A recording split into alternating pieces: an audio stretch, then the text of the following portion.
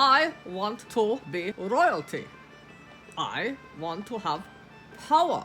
So I'm learning about all of the monarchs in England, throughout history. It's the conquerors and the ones that inherited all of their wealth and glory.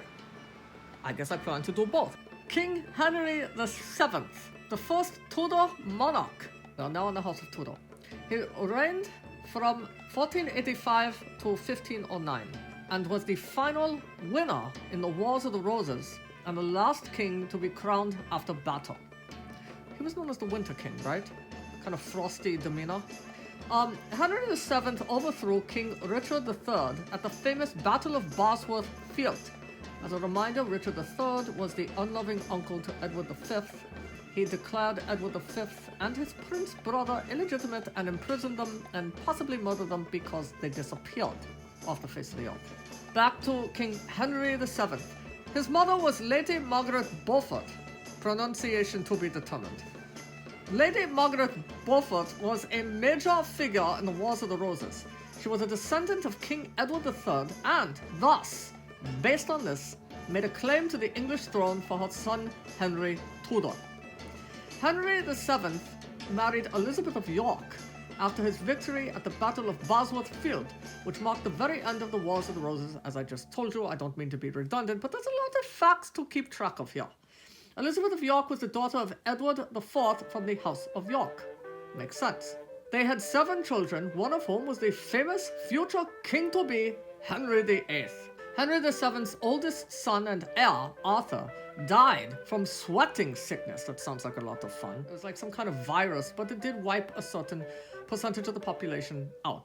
He died from sweating sickness not long after marrying Catherine of Aragon. As a result of this, Catherine of Aragon was married off to Arthur's brother, Henry. And Henry not only inherited Catherine, but he also inherited the throne.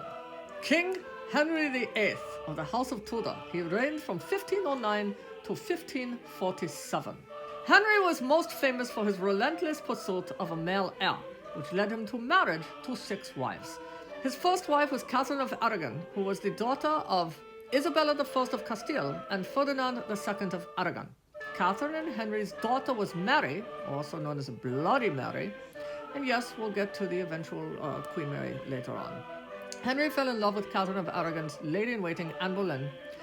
He formed the Church of England so that he could secure an annulment from Catherine, and he did this so that he could marry Anne Boleyn.